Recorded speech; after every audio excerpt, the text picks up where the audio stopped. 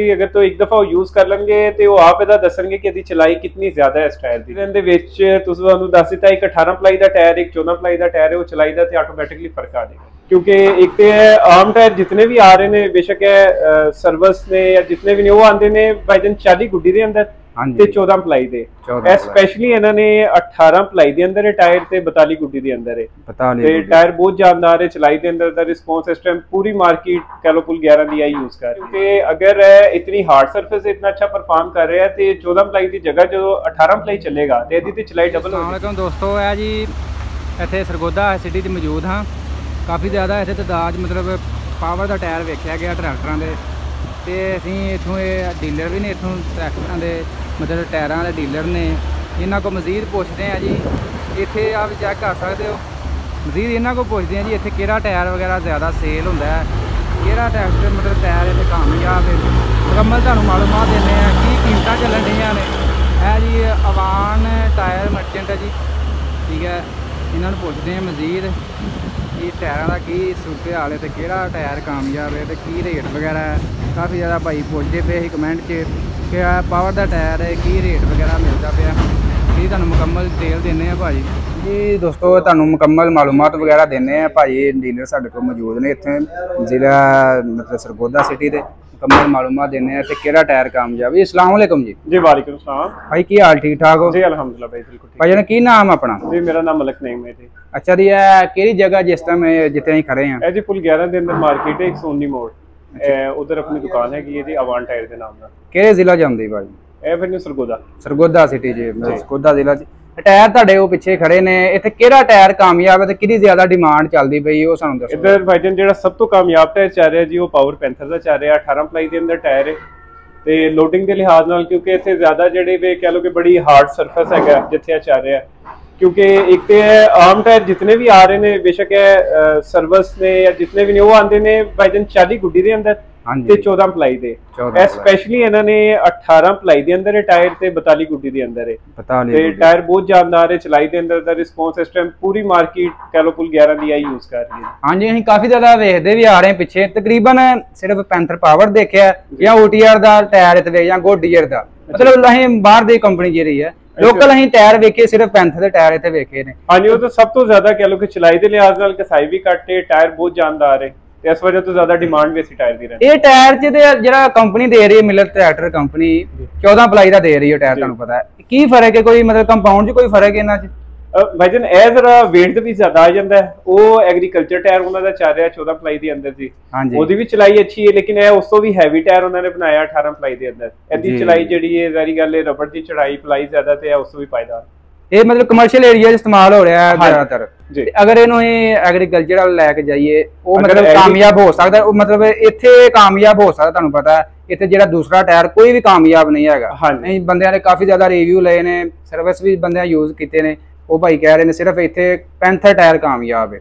तुहाडा की कहना है अगर इत्थे कामयाब है तो एग्रीकल्चर डिपार्टमेंट दे विच जाके ये तो मतलब एक धूम मचा सकता है? बिल्कुल इसी तरह जी धूम मचा सकता है। क्योंकि अगर इतनी हार्ड सरफेस इतना अच्छा परफॉर्म कर रहा है तो 14 पलाई की जगह जो 18 पलाई चलेगा तो इसकी चलाई डबल हो जाएगी, डबल हो जाएगी तो वो ज्यादा अच्छा रिस्पांस रहेगा। बाकी हुण अहीं तुहाडे नाल सर्विस टायर भी करा इन्हां दोवां दा अहीं कंपेयर करिए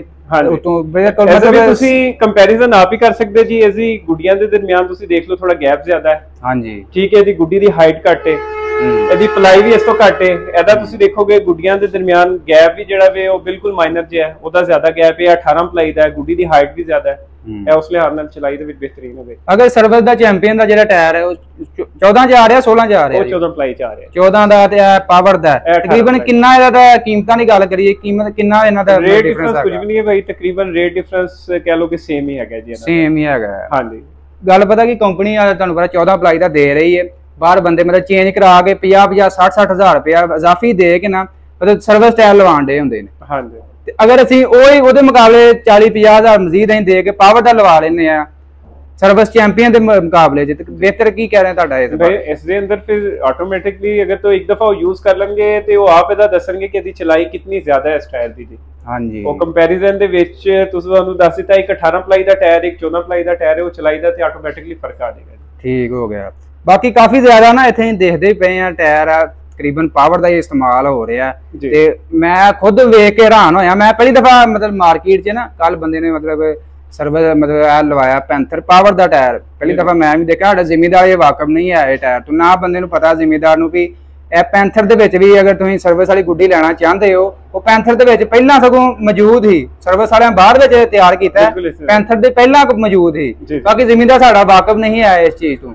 ਅੱਜ ਇਸੇ ਕਰਕੇ ਤੁਹਾਡੇ ਕੋਲ ਆਏ ਆ ਭਾਈ, ਸਾਨੂੰ ਦੱਸੋ ਵੀ ਇਹ ਪਾਵਰ ਦਾ ਜਿਹੜਾ ਟਾਇਰ ਹੈ ਇਹ ਮਤਲਬ ਜਿਹੜਾ ਅਸੀਂ ਸਰਵਿਸ ਕਰਨ ਦੇ ਆ ਬਿਲਕੁਲ ਉਹਦੇ ਮੁਕਾਬਲੇ ਉਹ ਤੋਂ ਮਤਲਬ ਉਸ ਤੋਂ ਜ਼ਿਆਦਾ ਬਿਹਤਰ ਹੈ, ਕਿਉਂਕਿ ਉਹ ਸਰਵਿਸ ਚੈਂਪੀਅਨ ਜਿਹੜਾ ਇੱਥੇ ਕਾਮਯਾਬ ਨਹੀਂ ਹੈਗਾ। ਕਿਉਂਕਿ ਇਹ ਚੈਂਪੀਅਨ ਦਾ ਤੁਸੀਂ ਆਪ ਹੁਣੇ ਵਿਜ਼ਿਟ ਕਰਦੇ ਆਏ ਹੋ, ਅਗਰ ਤੁਸੀਂ ਆਪ ਕਹਿ ਰਹੇ ਹੋ ਕਿ ਹਰ ਜਗ੍ਹਾ ਤੁਹਾਨੂੰ ਪਾਵਰ ਨਜ਼ਰ ਆ ਰਿਹਾ ਹੈ, ਜ਼ਾਹਿਰੀ ਗੱਲ ਹੈ ਇੱਥੇ ਦਾ ਬੰਦਾ ਤਾਂ ਹੀ ਪ੍ਰੈਫਰ ਕਰ ਰਿਹਾ ਕਿ ਇਹਦੀ ਚਲਾਈ ਜ਼ਿਆਦਾ ਹੈ। ਜੀ ਜੀ। ਤੇ ਉਹ ਇਸ ਵਜ੍ਹਾ ਤੋਂ ਜੀ ਪੈਂਥਰ ਜਿਹੜਾ ਵੇ ਉਹ ਅਸੀਂ ਆਪ ਰਿਕਮੈਂਡ ਕਰਾਂਗੇ, ਸਰਵਿਸ ਤੋਂ ਬਹੁਤ ਅੱਛੀ ਚਲਾਈ ਹੈ, ਬਹੁਤ ਅੱਛੀ ਚਲਾਈ ਹੈ। ਤੇ ਇਸ ਤੋਂ ਇਲਾਵਾ ਮਜ਼ੀਦ ਅਸੀਂ ਅਗਲੇ ਟਾਇਰ ਦੀ ਗੱਲ ਕਰ ਲੈਨੇ 750 16 ਚਾਹੁੰਦੇ ਨੇ। ਹਾਂਜੀ, ਉਹਦੇ ਜੇ ਇੱਥੇ ਕਿਹੜਾ ਟਾਇਰ ਕਾਮਯਾਬ ਚੱਲ ਰਿਹਾ? ਉਸ ਵਿੱਚ 12 ਪਲਾਈ ਦੇ ਵਿੱਚ ਨਾ ਖਲਿਆਨ ਆ ਰਿਹਾ ਜੀ ਪੈਂਥਰ ਦਾ, ਉਹ ਵੀ ਤੁਸੀਂ ਦੇਖੋਗੇ ਤੇ ਟਰੈਕਟਰ ਦੇ ਫਰੰਟ ਤੇ ਉਹੀ ਚੱਲ ਰਿਹਾ ਟਾਇਰ। ਜੀ ਜੀ ਹਾਂਜੀ, ਠੀਕ ਹੋ ਗਿਆ। ਮਤਲਬ ਉਹ ਅਸੀਂ ਅਗਰ ਅਸੀਂ ਲਈਏ ਕੀ ਕੀਮਤ ਵਗੈਰਾ ਉਹਦੀ ਕੋਈ? मैंने वो तकरीबन खाली टायर तो 40,000 रुपए का 41,000 रुपए ਦੇ ਰਾਉਂਡ ਰੂਟ ਜਿਹੜਾ ਨਾ ਜੀ ਉਹ ਜੋੜਾ ਮਿਲ ਜਾਏਗਾ ਜੀ। ਜੋੜਾ ਮਤਲਬ ਖਾਲੀ ਜਿਹੜਾ ਅਸੀਂ ਲੈਨੇ ਦੂਸਰਾ ਜਿਹੜਾ ਕੰਪਨੀ ਦੇ ਰਹੀ ਹੈ, ਹਾਂਜੀ, ਉਹ ਦੇ ਕੇ ਅਸੀਂ ਵਿੱਚ ਖਲਿਆਣ ਵਾਲਾ ਲਈਏ ਤੇ ਕਿੰਨਾ ਡਿਫਰੈਂਸ ਹੋ ਸਕਦਾ? ਭਾਜੀ ਉਹ ਤਕਰੀਬਨ ਕਹਿ ਲਓ ਕਿ ਅਗਰ 8 ਪਲਾਈ ਦੇ ਵਿੱਚ ਆ ਰਿਹਾ ਤੇ 5 ਤੋਂ 6,000 ਰੁਪਏ ਦਾ ਡਿਫਰੈਂਸ ਹੋਏਗਾ, ਲੇਕਿਨ ਐਵੇਂ 12 ਪਲਾਈ ਦੀ ਚਲਾਈ ਉਸ ਤੋਂ ਬਹੁਤ ਜ਼ਿਆਦਾ ਅੱਛੀ ਹੈ, ਬਹੁਤ ਅੱਛੀ ਹੈ। ਬਾਕੀ ਕੰਪਨੀ ਤੁਹਾਨੂੰ ਪਤਾ 14 ਪਲਾਈ ਦੇ ਰਹੀ ਹੈ। ਅਗਰ ਹੁਣ ਜ਼ਿਮੀਦਾਰ ਚਾਹੁੰਦੇ ਨੇ ਅਸੀਂ ਪਾਵਰ ਦਾ ਪਾਉਣਾ ਚਾਹੁੰਦੇ ਆ ਜੀ ਜੀ, ਕਿੰਨਾ ਮਤਲਬ ਡਿਫਰੈਂਸ ਕਿੰਨੇ ਪੈਸੇ ਮਜ਼ੀਦ ਕੋਈ ਦੇਣਾ ਪਏਗਾ? ਭਾਜਨ ਅਗਰ ਤੇ ਆਲਰੇਡੀ ਚਲਾ ਰਹੇ ਨੇ ਸਰਵਿਸ ਚਲਾ ਰਹੇ ਨੇ ਜੀ ਪੈਂਥਰ ਕੰਪਨੀ ਜਿਹੜੀ 14 ਪਲਾਈ ਦੇ ਰਹੀ ਹੈ, ਮਤਲਬ ਉਹ ਚੇਂਜ ਕਰਵਾਉਣਾ ਚਾਹੁੰਦੇ ਨੇ, ਪਾਵਰ ਦਾ ਮਤਲਬ ਲਵਾਉਣਾ ਚਾਹੁੰਦੇ ਨੇ, ਪਾਵਰ ਦੀ ਕੀ ਕੀਮਤ ਚੱਲ ਰਹੀ ਹੈ ਮਾਰਕੀਟ?